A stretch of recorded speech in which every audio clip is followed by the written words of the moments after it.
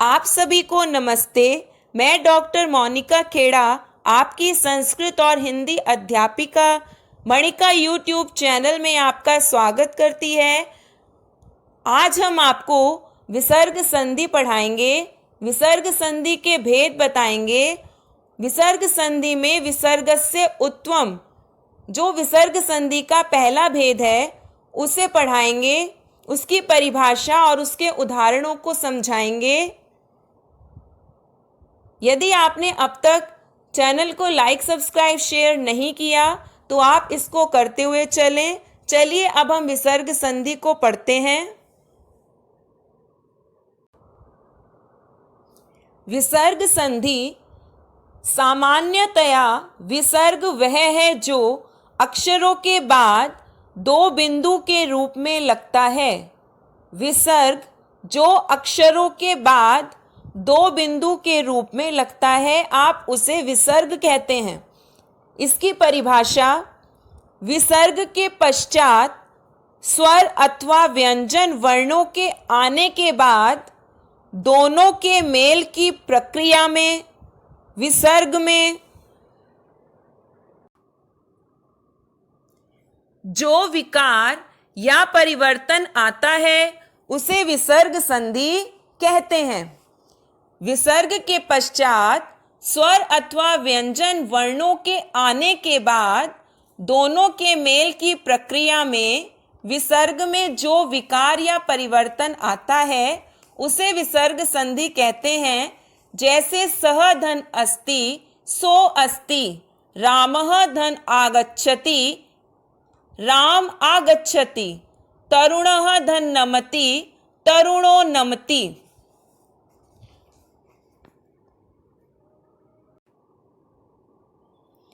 विसर्ग संधि उत्व, रुत्व, लोप और सत्व, ये 4 तरीके की होती है, लेकिन आपकी परीक्षा में उत्व और सत्व इस बार के पाठ्यक्रम में जोड़ी गई है। इस बार हम आपको उत्व और सत्व विसर्ग संधि के बारे में बताएंगे। आप इस वीडियो में उत्व संधि को समझेंगे और मेरी नेक्स्ट वीडियो में सत्व संधि को समझेंगे।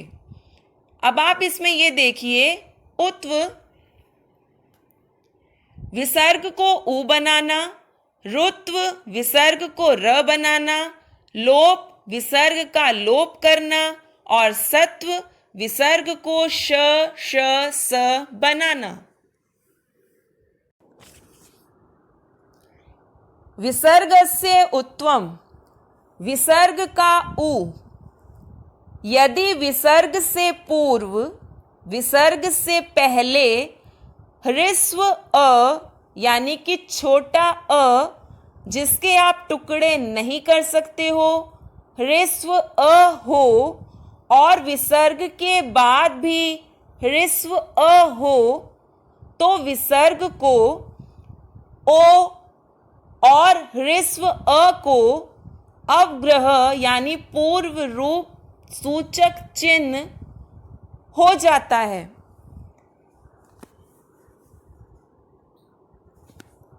यदि विसर्ग से पूर्व ह्रस्व अ, अब आप यहाँ पर नीचे समझ सकते हैं, यदि ह्रस्व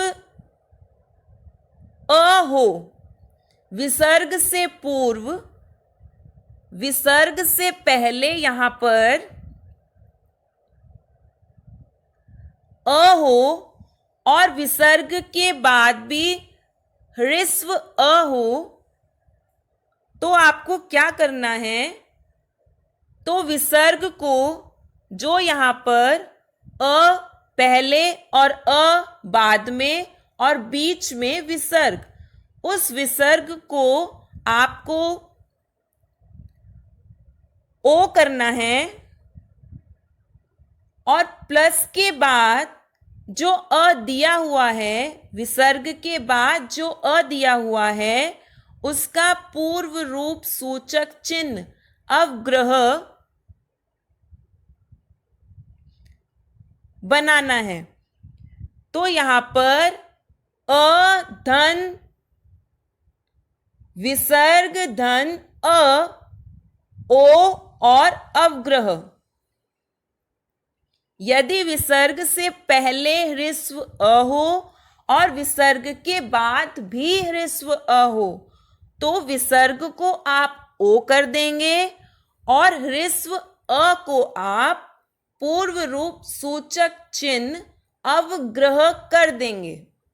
अब इसके कुछ एग्जाम्पल देखें, आप उदाहरण देखें। जैसे बालः धन अयम, बालः में आप ये देख सकते हो कि विसर्ग से पहले अ है और प्लस के बाद भी अ है, तो विसर्ग को यहां पर आपको ओ करना है और ह्रस्व अ को अवग्रह करना है, तो संधि हो जाएगी बालो अयम।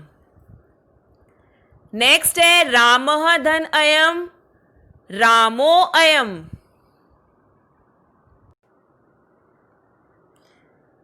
कः धन अपि, को अपि।